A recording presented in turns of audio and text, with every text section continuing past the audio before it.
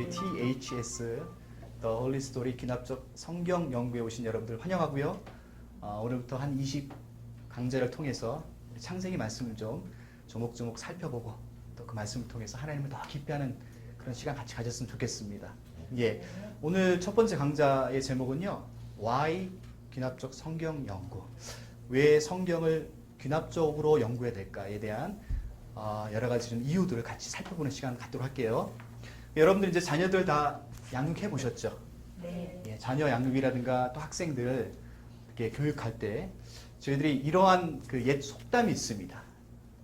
잡은 고기를 그냥 바치지 말고 그 자녀들 또는 학생들이 어떻게 고기를 잡을 수 있도록 그 잡는 방법을 가르쳐 주자. 그러면은 매일 잡아다가 그냥 바치면요, 잡아다 바친 사람이 이 세상을 떠났을 때 그냥 바친 것을 먹기만 한 학생이라든가 자녀들이 나중에 커서 고기 잡는 방법을 모를 때는 생계를 유지할 수 없잖아요. 생존할 수 없잖아요. 그래서 이런 속담이 있어요. 근데 21세기 속담은 이거보다 한층 더 업그레이드 됐습니다.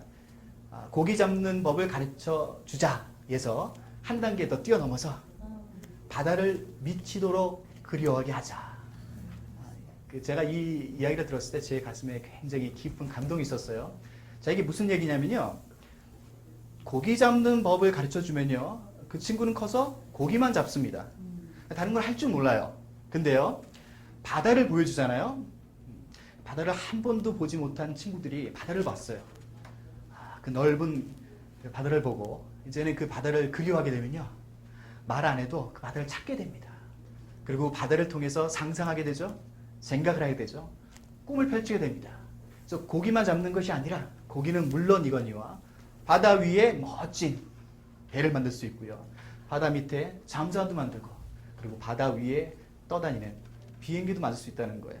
그리고 우리 박태환 선수처럼 바다에서 마음껏 수영을 하고 여가를 즐기고 자기의 삶을 풍성하게 누릴 수 있다는 겁니다. 하나님께서 저희들에게 바다를 주셨는데요, 그냥 바다에서 물고기만 잡음으로 생존에 급급한 삶을 사는 것에 멈추는 것이 아니라 우리가 한 발짝 더 나가서 하나님의 주신 바다를 가지고 하나님의 주신 또 창조의 능력을 갖고 무한하게 거기서 꿈을 펼쳐나가는 그런 교육 학습법, 그런 가르침, 그런 것이 21세기의 우리 자녀들과 학생들을 위한 아주 좋은 가르침의 방법론이 아닌가 이렇게 생각합니다. 그래서 귀납적 성경 연구는 한마디로 얘기하면요, 바다를 보여주는 학교입니다. 바다를. 그래서 오늘부터 우리가 성경의 바다에 빠져서 여러분들이 지금까지 경험해보지 못했던 그런 바다의 세계를 경험해보고 그 바다를 통해서 마음껏 하나님 주신 말씀으로 여러분들의 비전과 꿈들을 그려가셨으면 좋겠어요. 네. 예. 자, 귀납적 성경 연구, 그 무엇인가에 대해서 우리 구체적으로 들어가기 전에 제가 몇 가지 문제 제기를 좀 하고 싶습니다. 이런 것들입니다. 여러분들이 성경을 보실 때 성경은 책이죠. 책이죠. 그 모든 책은요, 책의 그 보편적인 특징들이 있어요. 그러니까 책의 보편성을 이해하는 것이 그 책을 잘 읽고 그 다음에 잘 이해하고 또 그 책을 통해서 이해된 것들이 내 삶의 양식이 될 수 있도록 그렇게 우리들이 목적을 갖고 책을 읽는 거잖아요. 그 책의 보편성 가운데 첫 번째, 책이 존재한다는 것 자체가 책을 쓴 사람, 즉 저자가 있다는 것을 뜻하는 거죠. 책에 저자가 있고요. 어떤 사람이 그 책을 썼다라는 것은 이 책이 누구에게는 읽혀지기를 원하는 마음으로 책을 썼을 거 아니에요. 그렇죠? 그렇기 때문에 책을 쓴 저자와 그리고 그 책을 읽는 독자가 있다라는 거, 너무 쉬운 책의 보편성 원리 아니겠습니까? 근데 우리들이 성경책을 읽을 때, 묵상할 때 이런 책의 보편성을 자꾸 잊어버리는 경향이 있어요. 이런 예를 한번 드리고 싶어요. 자, 봅시다. 혹시 서울의 강남이라는 도시 아십니까? 네. 강남. 그 강남 도시에 가장 많은 그 병원이 있는데요. 혹시 어느 과인 줄 아세요? 성형외과 맞습니다. 이렇게 한번 상상해 봅시다. 지금으로부터 약 500년 후에 강남이라는 도시가 그 역사의 흐름에 따라서 이제 땅에 묻혔어요. 요즘에도 이제 고고학적 발견해가지고 땅을 파면서 1000년 전, 2000년 전의 사람들의 삶의 습관과 문화와 그들의 세계관, 뭐 이런 것들을 우리가 그런 고고학 학문을 통해서 추측하고 예측해 보잖아요. 500년 후에 강남이라는 도시가 묻혔는데 고고학자들이 강남을 발굴했어요. 그랬더니 강남의 도시에 수많은 성형외과 간판들이 나왔단 말이에요. 그러니까 500년 후에 우리의 그 후손들이 이렇게 생각하는 거예요. 야, 강남이라는 도시는 500년 전에 그 서울의 도시들 중에 가장 못생긴 사람들만 모여서 살았나 보다. 그렇게 예측할 수 있죠. 그 팩트, 사실이 맞을까요? 틀릴까요? 틀리죠. 근데 그들은 왜 그렇게 예측했을까요? 500년 전에 강남이라는 도시와 500년 전에 강남에 살았던 사람들의 삶의 습관과 그들이 갖고 있었던 삶의 배경들을 이해하지 못했기 때문에 그렇습니다. 그러니까 발굴한 그 강남의 도시의 성형외과라는 간판만 보고 이렇게 추측한 거예요. 그러면요, 사실로는 일단은 오류가 난 거죠. 그죠? 자, 이런 것과 마찬가지입니다. 우리가 성경을 볼 때도요, 성경이 66권인데요, 66권을 쓴 각 저자들이 있어요. 그러니까 그 저자가 있다는 것은요, 제가 말씀드렸듯이 그 저자를 통해서 그 저자가 쓴 책을 독자들이 읽게 돼 있어요. 그러면 그 저자와 독자들이 동시대에 사는데 그 시대상을 잘 알면 알수록 성경에서 이야기하는 메시지와 뜻들을 더 잘 알 수 있을까요? 그렇지 않을까요? 당연히 더 잘 알겠죠. 귀납적 성경 연구라는 것은 바로 이런 과정을 우리가 거치면서 하나님께서 우리들의 삶의 양식과 그 다음에 영혼의 생명을 위해서 주신 이 말씀들을 더 깊이 관찰하고 더 정확히 해석함으로써 하나님의 그 메시지를 우리 삶 가운데 적용하는데, 그래서 예수의 제자로 살아가는 데 있어서 가장 중요한 하나님의 계시된 도구로서 우리들에게 주어진 책입니다.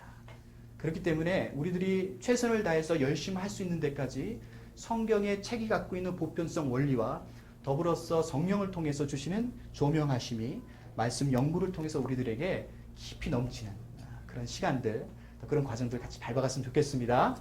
여러분들이 혹시 묵상하십니까? 큐티? 하시죠? 예. 그 여러분들이 큐티하고 묵상하실 때 이런 생각 같죠? 나는 지금 본문의 말씀을 읽는데 나는 본문의 말씀을 해석하지는 않아. 혹시 그런 생각 해보셨어요? 성경 말씀의 해석은 교회에 있는 목사님들이라든가 신학교에 있는 신학자들이 하는 거지, 나 같은 성도가 어떻게 성경을 해석해? 그럴 수 없어. 나는 그럴 재주도 없고, 그러면 안 돼. 혹시 그런 생각 하신 적 있으시죠? 근데 보세요. 큐티하시고 묵상하시는 분들이 이 부분을 놓칩니다. 뭐냐면요, 성경을 묵상한다는 거는요, 성경을 해석하는 것을 전제로 해요. 성경을 해석할 수 있는 기술이 없어 라고 생각하더라도 여러분들이 하루아침에 시작하는 큐티와 묵상을 통해서 여러분들은 자신도 모르게 성경을 해석합니다. 그러니까 성경을 해석해야지 그 다음에 그 해석의 전제를 갖고 묵상을 하는 거잖아요. 그죠? 이런 거예요. 지금까지 한국교회가 10여 년 동안 묵상, 큐티라는 이름으로 많은 성도들이 참 많은 유익들을 누려왔습니다. 그전에는 전혀 읽지 않았던, 주일 되면 먼지 털어서 한 번 정도 이렇게 손에 쥐고 한 번 정도 펼쳤던 그런 성경이 아니라 매일 아침 큐티와 묵상이라는 이름으로 여러분들이 성경을 보고 읽게 된 그 수준에 이르렀습니다. 참 감사한 일이죠. 근데 이제 한 발짝 더 나가야 됩니다. 왜? 제가 말씀드렸듯이 성경 묵상은 뭘 전제로 한다? 해석을 전제로 한다. 그렇기 때문에 바른 해석, 건강한 해석이 당연히 바른 묵상, 건강한 묵상을 낳는 거죠. 그죠? 그래서 이제부터는 묵상하는 법을 가르치는 것을 넘어서 성경을 모든 성도들이 빠짐없이 어떻게 하면 더 올바르게 건강하게 해석할 수 있느냐를 가르치는 시대가 왔다. 그래서 저희 귀납적 성경 연구 학교가 존재하는 이유가 바로 여기에 있습니다. 자, 그 다음에 여러분들 성경을 우리가 같이 묵상하고 또 배우고 또 목사님들의 설교를 듣고 강의를 듣고 하는데, 성경은요 66권으로 된 그냥 이렇게 봐도 굉장히 두꺼운 책입니다. 그죠? 그러니까 이 두꺼운 책에 전체 스토리와 전체의 큰 그림들을 이해하고 부분을 보는 것과 그렇지 않은 것과는 굉장히 큰 차이를 낳습니다.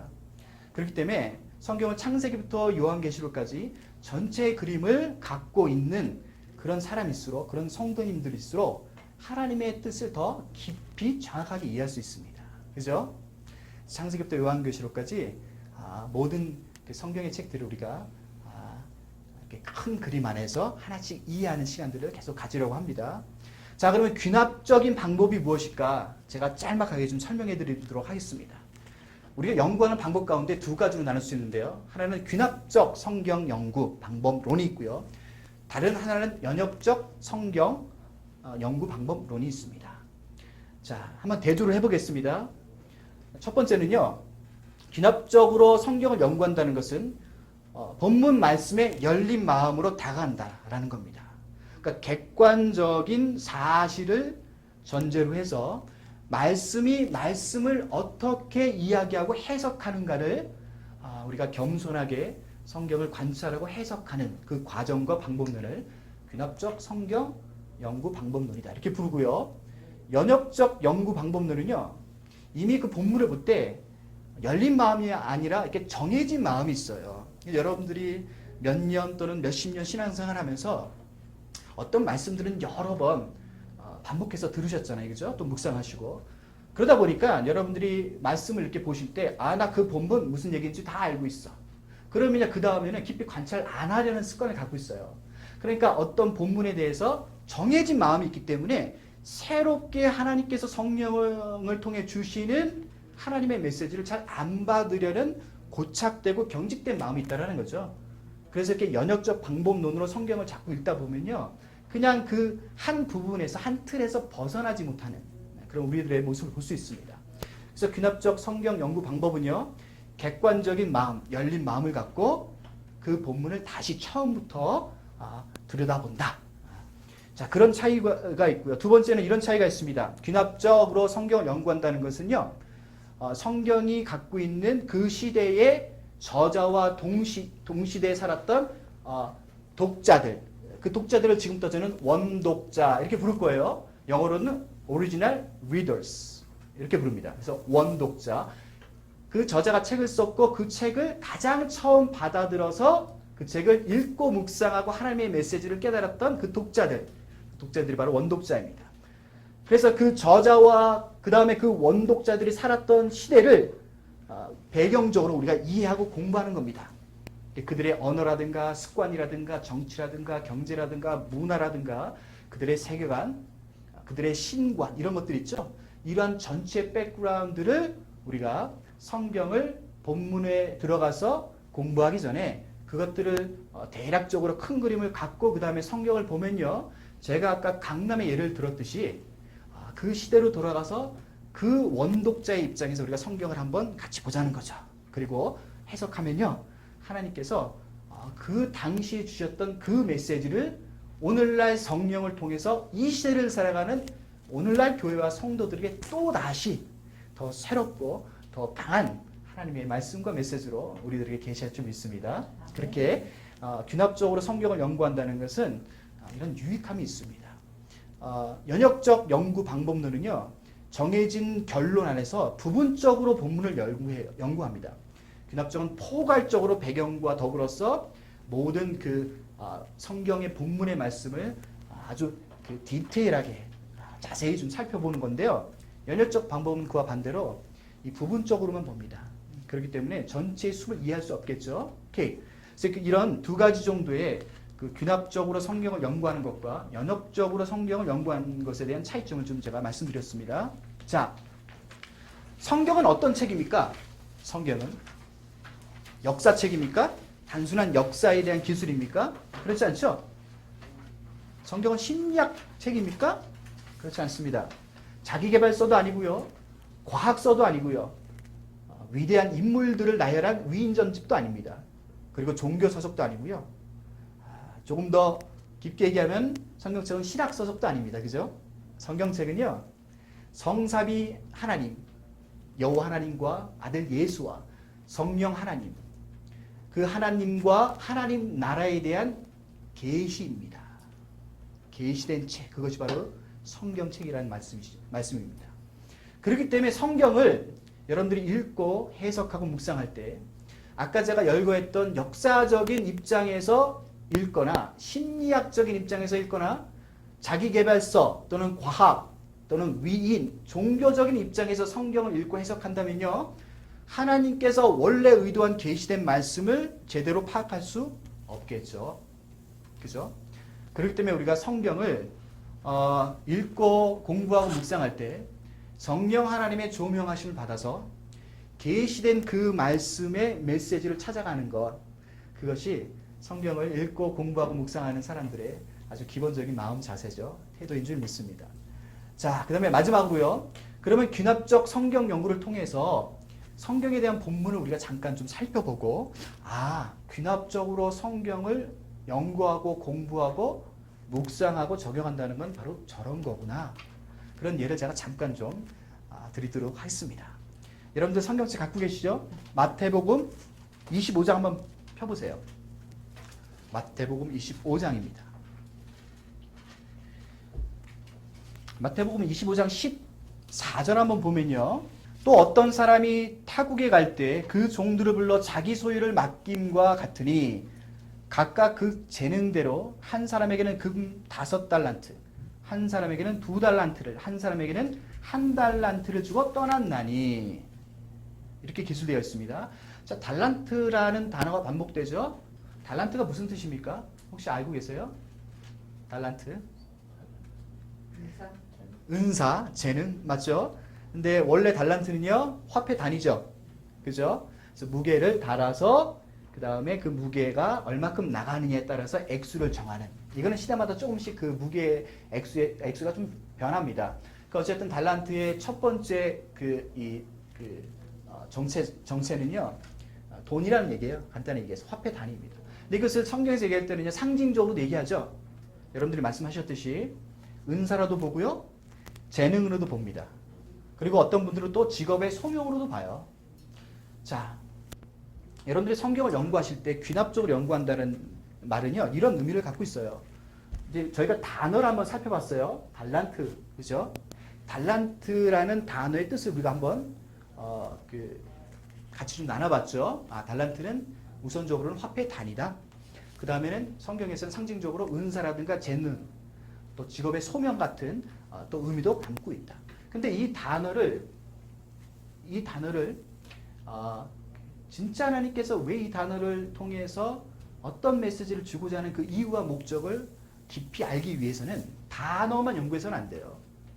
그래서 귀납적으로 성경을 연구한다는 것은 단어가 모여진 절, 그죠? 문장이 될 수 있겠죠. 그 절이 이 단어와 어떻게 함께 매치하고 있는가를 우리가 살펴봐야 됩니다. 또 이 절만 봐서는 안 돼요. 이 절이 모아지면요, 뭐가 됩니까? 문단이 되죠. 그죠? 문단이 이 절을 어떻게 서포트하고 있는지, 그리고 이 절이 이 단어를 어떻게 서포트하고 있는지 봐야 돼요. 근데 문단에서만 끝나도 안 돼요. 어디까지 가야 돼요? 챕터, 장입니다. 이 장으로만 끝나서도 안 돼요. 하나 더 갈까요? 앞뒷장입니다. 여기서 끝나서도 안 되고요. 하나 더 가볼까요? 자, 그 다음에 그 책의 전체 장입니다. 그럼 지금 저희가 마태복음 25장을 같이 읽어봤죠? 여기서도 끝나면 안 돼요. 마지막으로 성경 전체 66권이 이 한 단어를 어떻게 서포트하고 있는가를 같이 봐야죠. 이렇게 한 절을 해석해야 되는데 그거 누가 하냐? 그러니까 우리는 못하고 신학자들이라든가 목회자분들만 한다. 그래서 우리들에게 주신 거룩한 책임을 그냥 놓아버리죠. 할 수 있습니다. 그렇기 때문에 제가 서두에 말씀드렸듯이 성경을 우리가 제대로 읽고 해석하고 묵상하기 위해서는요, 창세기부터 요한계시록까지의 큰 그림을 같이 공부하고 봐야 됩니다. 간단하게 제가 이렇게 한번 해석해 볼게요. 자, 보십시오. 여러분들이 보세요. 단어를 연구할 때 그 절이 어떻게 단어를 서포트하는가에 대해서 유심하게만 살펴보면요, 저희들이 여러분들 아주 쉽게 달란트 얘기만 나오면 무조건 그건 재능 얘기야, 그건 은사 얘기야, 그렇게만 딱 결론 내릴 수 없다는 거예요. 그렇게 결론 내리면 그것이 연역적 방법이에요. 귀납적 방법은요, 이런 과정을 거쳐야 돼요. 보세요. 15절 한번 다시 볼게요. 각각 그 재능대로 달란트를 줬죠. 오케이. 그럼 달란트가 은사라든가 재능이 될 수 있어요? 여기가 이 말씀에서는 그럴 수 없죠. 왜? 재능대로 줬잖아요. 재능대로 재능을 줘요? 말이 안 되잖아요. 그죠? 이미 은사와 재능은 있는 거예요. 각 사람들에게. 그 재능에 따라서 주인의 판단하에 어떤 사람에게는 5달란트, 어떤 사람에게는 2달란트, 어떤 사람에게는 1달란트를 준 거예요. 그렇기 때문에 여기서의 달란트를 그냥 은사다, 재능이다 그렇게 딱 못 받고 그 다음에 성경을 해석해서는 안 됩니다. 그죠? 벌써 그 한 절, 그 문장이 그 단어를 서포트하고 있잖아요. 그리고 그 단어를 확인하고 있고요. 그죠? 그러니까 여기서 달란트는 은사 재능이 아니라 책임입니다. 책임을 주었다. 이렇게 보시는 게 맞죠? 자, 그 다음에 빠른 속도로 한 번 더 나가 볼게요. 지금 25장인데요. 25장에 앞뒷장이 있어요. 24장과 26장입니다. 자, 25장은요. 3가지 캐러고리로 나눠졌는데 첫 번째 열처녀 비유, 두 번째 달란트 비유, 저희가 읽었던 본문이죠. 세 번째가 인자가 모든 천사와 함께 올 때에 대한 이야기로 나눠져 있습니다. 그러면 그 전장은 어떤 이야기일까요? 24장은요. 예수님께서 종말에 대한 이야기를 2가지로 나눠서 하십니다. 그 첫 번째 이야기는요. 예루살렘의 실제적인 성전 있죠. 예루살렘 성전. 그 당시에는 헤롯 성전 이렇게 부릅니다. 그 헤롯 성전이 무너질 것이다 라는 예언을 하고요. 두 번째는 예수님께서 앞으로 재림하실 예언을 하십니다. 그 예수님께서 재림하실 때는 이 세상의 종말을 뜻하는 거죠. 그래서 2가지 종말을 얘기해요. 그 다음에 25장이 나오고요. 그 다음에 26장으로 가면요. 26장은요. 어느 한 여인이 예수의 머리에 향유를 붓습니다. 자, 그 다음에 유다가 배반하고요. 마지막 만찬에 대한 이야기가 있습니다. 그 다음에 겟세마네 동산에서 아버지 하나님께 기도하는 예수 그리스도의 모습. 그리고 예수님께서 로마 군인들에게 잡히십니다. 그리고 베드로의 부인에 대한 내용이 26장에 이렇게 연결되어 있죠. 자, 그러면 24장은 종말에 대한 얘기고요. 그 다음에 26장은 예수님께서 십자가에 못 박히기 전에 죽음을 준비하는 이야기예요. 그 24장과 26장 사이에 뭐가 있다고요? 25장이 있다라는 거예요. 25장에는 제가 말씀드렸듯이 열처녀 비유, 달란트 비유, 그 다음에 인자가 모든 천사와 함께 올 때 이야기를 하고 있죠. 그러면 25장 전체는요, 무슨 얘기를 하고 싶은 거예요, 지금?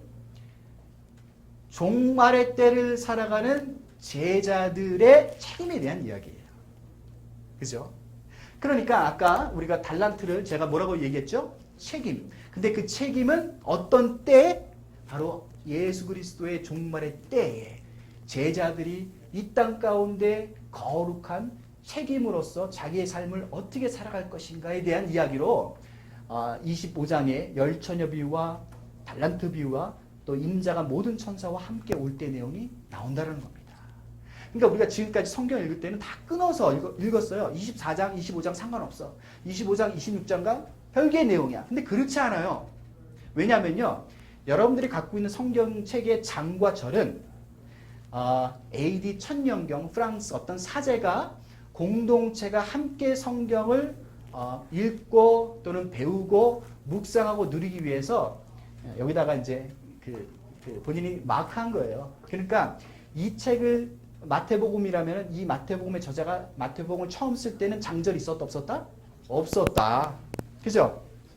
그렇기 때문에 우리가 이제부터 성경을 여러분들 읽으실 때 이런 원칙에 따라서 성경을 귀납적 방법론에 의해 읽고 해석하고 묵상하셔야 돼요. 그죠? 이렇게만 제가 예를 들어드리니까 우리가 지금까지 성경을 너무 마구잡이로 읽었구나. 그런 어떤 회개의 마음 드시죠? 그런 씁쓸한 마음 드시죠? 괜찮습니다. 지금부터 이 공부 해나가면서 하나하나씩 하나님께서 우리들에게 성경을 주신 그 목적의 방향과 그 다음에 열심과 정도에 맞게 같이 한 걸음씩 걸어갔으면 좋겠습니다. 예, 감사합니다.